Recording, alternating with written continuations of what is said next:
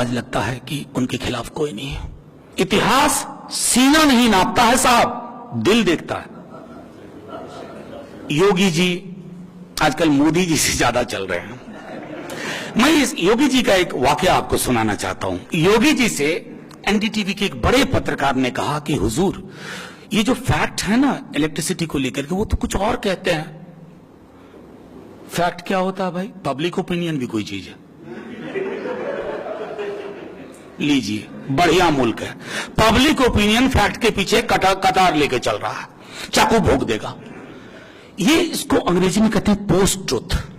Hitler ने शुरुआत की थी डेमोक्रेट से, यहूदियों से नहीं किया था, और जद में सब आ गए। तो ये अगला नंबर आपका है, इसको तय करना होगा। सेकंड क्लास सिटीजनशिप वाली जो बात है वो डर पैदा करती है, लेकिन कहानी मुसलमानों पे नहीं रुकेगी।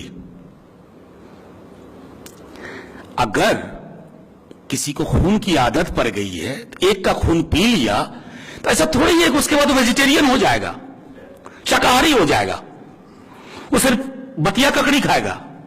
उसे नया खून चाहिए। ये बात हमें लोगों के बीच में ले जानी होगी। जवाहरलाल बहुत याद आते हैं इन दिनों। इंदिरा जी नहीं आती, राहुल जी नहीं आते, जवाहरलाल याद आते हैं। मेरा नाम मनोज झा है, मैं ब्राह्मण हूं जन्म से। मेरे लिए मुश्किल उतनी नहीं है, लेकिन मैं देख रहा हूं कि मेरा मुल्क देखते देखते बदल गया। तकसीम के वक्त भी यह डिसएनफ्रेंचाइजमेंट नहीं हुई थी, आज ये हो गई और ये खबर नहीं बन रही है। और इसमें शरीके गुनाह सिर्फ भाजपा नहीं है, हम सब शरीके गुनाह।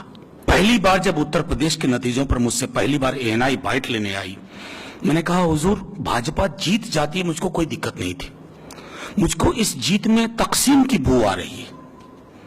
इतना तो 46-47 में भी हम नहीं बटे थे। पहले लोग मीडिया से उम्मीद रखते थे, अब मीडिया में डीएनए एनालिसिस करने वाले लोग हैं जो आपकी अनुमति के बगैर, इजाजत के बगैर आपका डीएनए दिखा देते हैं। जो ककड़ी कड़वी है वो भी इमरती की तरह बिकेगी, तो इमरती की तरह बिक रही है। डीएनए एनालिसिस कर रहे हैं और हम सबको राष्ट्रद्रोही बता रहे हैं।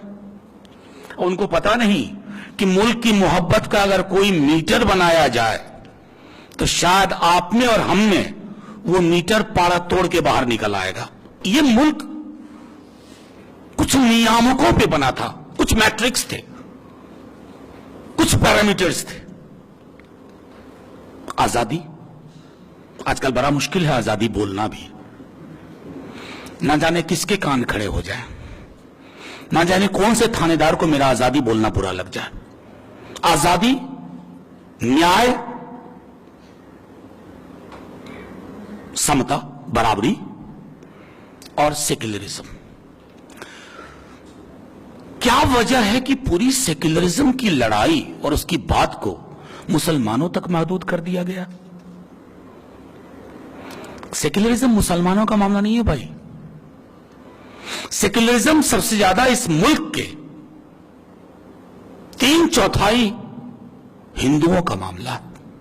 आपने ये चुना था, ये आपकी ख्वाहिश थी, और आज सेक्युलरिज्म बोलते ही धन्यवाद उन टेलीविजन के दोस्तों का जिन्होंने secularism is equal to Muslims कर दिया। ये मुसलमान नहीं बोल के सेक्युलरिज्म बोल रहा।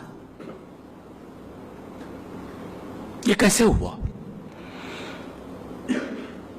नेहरू के बाद और खास तौर पे 80 के दशक के बाद लोगों ने सेक्युलरिज्म और जस्टिस को अलग कर दिया। किसान आत्महत्या कर रहा है, बेरोजगारी इतनी है, जमीन का मसला हजारों जगह पर सॉल्व नहीं हो रहा है, महंगाई की तो बात ही ना करिए। इन प्रश्नों पे बात नहीं हो रही है। बात कहां हो रही है? Anti Romeo squad. जिस समाज में मौलिक प्रश्नों से हटकर बात होने लगे, आप समझ लीजिए वो समाज बीमार हो गया। और उस बीमार समाज में अगर राजनीति करनी है तो उस बीमारी का सबसे बड़ा सोर्स है नियो लिबरल इकोनॉमिक्स। हमको, आपको, सबको एक एक तिनका जोड़ना है। ये 5 साल का खतरा नहीं है। चुनाव उत्तर प्रदेश में हार गए, हो सकता है कल जीत जाए आप, कल गुजरात में आप जीत जाए। इलेक्शन जीतने की कभी खुशी मत बनाइए और न हारने का गम। आप आइडियाज में जीतिए। सेक्युलरिज्म की पूरी लड़ाई सामाजिक न्याय के चादर के साथ होगी। अलहदा लड़ाई नहीं करेंगे हम, अलहदा लड़ाई लड़के हम देख चुके हैं। सामाजिक न्याय कोई डिनाई कर सकता है? 52% लोग कह रहे हैं दिहाड़ी मजदूर हैं। आपका खुद का डेटा कहता है प्रधानमंत्री जी। ये किस जाति के लोग हैं? ये सवाल कोई नहीं पूछ रहा।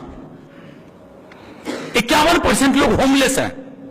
जाहिर है ब्राह्मण ठाकुर नहीं है, भूमिहार नहीं है, एक आध होंगे तो अपवाद में होंगे। क्यों ऐसा हो रहा है? हमने पूरी लड़ाई को तमाशे में तब्दील कर दिया है। इस तमाशे की राजनीति को खत्म करना होगा।